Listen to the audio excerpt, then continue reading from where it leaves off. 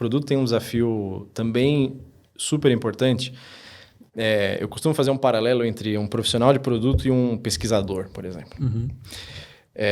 Pesquisador, no mundo mais acadêmico, não é muito a minha praia, mas a gente sabe como que é a vida, mais ou menos, desse pessoal. Ele tem que partir do princípio que ele não sabe nada. Sim.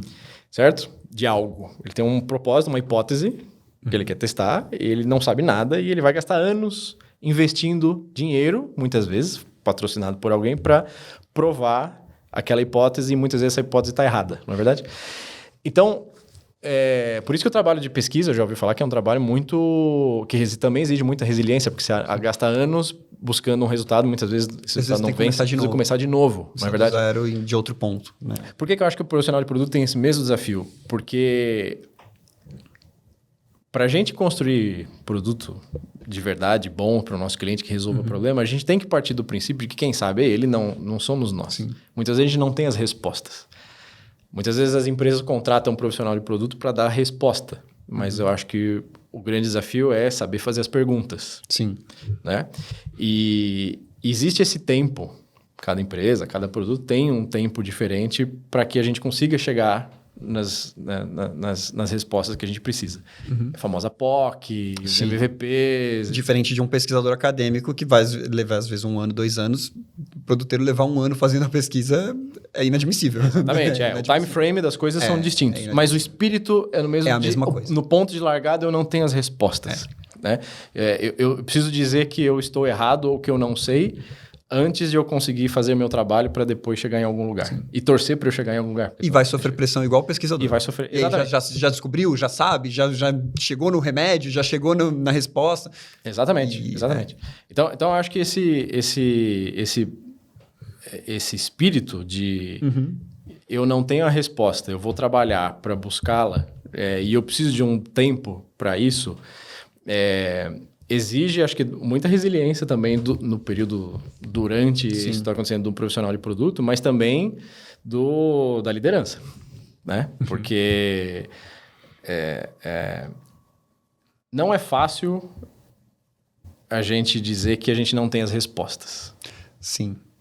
Para algumas áreas especificamente, né? Você chegar para um financeiro, por exemplo, e falar, não, eu ainda não sei a resposta. O financeiro, como assim você não sabe a resposta? Você é o expert do assunto.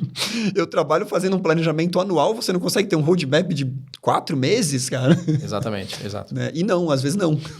Às vezes não, eu não sei, eu não tenho a resposta. Mas você é um expert, você está há 20 anos no mercado, você já fez isso. Não, mas eu não sei. Eu acho que isso talvez seja uma das maiores dificuldades que existem hoje. Eu falo por mim. Por quê? Porque se fala muito nos últimos anos de liderar fazendo perguntas, né? Eu vou liderar fazendo perguntas. Eu vou liderar perguntando por quê, o tal dos 5 porquês, etc. Mas, no final, alguém tem que ter as respostas para as perguntas, né? Porque se todo mundo só faz pergunta, ninguém tem resposta, você não chega em lugar nenhum. Faz pergunta, uma boa pergunta, também não sei. Vou perguntar para alguém, nada, aí se alguém também... Então, se existem perguntas, existem demandas por respostas. Então, se você quer ser um líder nesse espírito, e eu acho muito valioso esse espírito de liderar por perguntas, né? Muito mais perguntas de buscar respostas e partir do princípio que você está errado e depois provar que você tem uma resposta com dados, etc. Eu acho isso excelente. Eu acho que tem um valor muito grande nisso. Mas exige muita maturidade também ao longo deste processo de segurar a sua própria... o seu próprio ímpeto de querer antecipar a resposta antes da hora para atender uma exigência de alguém, de um chefe, por exemplo. Essa é uma reflexão difícil, eu acho. E às vezes, eu não sei se passa por isso, mas às vezes até a sensação de que assim, eu sou chefe, eu deveria saber. Total. Como assim eu não sei? Eu deveria saber, eu sou head, sou diretor, etc. Eu deveria ter resposta para essa pergunta. E às vezes você se força, às vezes, a dar uma resposta que nem está muito correta só para não ficar aquela pergunta em aberto, né? E, obviamente, isso é bem ruim, vai levar para um caminho que não é bacana, né? Mas é isso, você está sendo cobrado, né, de todas as partes, ao mesmo tempo você sabe que você precisa dar um tempo para o seu time, mas você tem lá o financeiro falando, tá, e aí, como é que vai rentabilizar esse novo produto? Fala, cara, eu nem sei o que o novo produto vai ser ainda. Sim, exatamente, E você já quer criar uma linha para ele, uma linha de receita para ele e prever, não sei, cara, pode ser R$1, pode ser 10 milhões, né? Como é que você lida com isso, assim? É difícil, né? É difícil, porque eu acho que começa começa com algumas reflexões pessoais que você precisa fazer, né? Eu sou capaz de segurar essa pressão? Eu sou capaz também de saber quais são as perguntas corretas que eu preciso saber fazer? Eu consigo distinguir quais são as perguntas que eu posso dizer não sei ou quais aquelas que eu sei, né? Então, eu acho que isso é um exercício pessoal diário.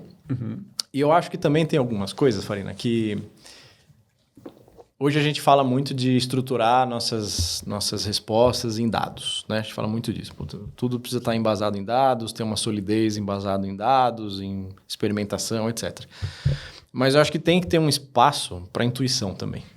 Eu gosto bastante. Tem que ter um espaço para isso, para o feeling, eu acho. Eu acho que isso precisa ser mais valorizado, eu acho.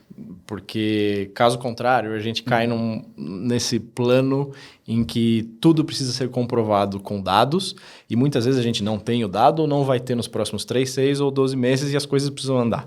Principalmente no nível de estratégia, acho que não deve ser o caso da Natura, porque a Natura é uma empresa grande, mas eu vejo pela PM3. A gente é pequeno o suficiente, porque assim, a gente não consegue fazer grandes pesquisas de mercado, porque são caríssimas. Sim. Então, boa parte da nossa estratégia é intuição guiada, vem da experiência que a gente tem, eu e o Marcel, né, e o nosso time, obviamente, porque a gente não faz nada sozinho, vem da experiência que o time tem com o mercado de produto, com o mercado de educação, né? A gente usa bastante, obviamente, também a Lura, a FIAP, porque são do mesmo grupo e troca bastante figurinha com eles. Mas, às vezes eu passo por isso aqui, assim, né? Às vezes eu sei que o time gostaria que eu desse mais evidências de por que a gente está indo num caminho específico e eu mesmo não tenho, né? E fico, cara, porque a gente acha que é o caminho, Sim. né? E realmente tem coisa que não dá para saber.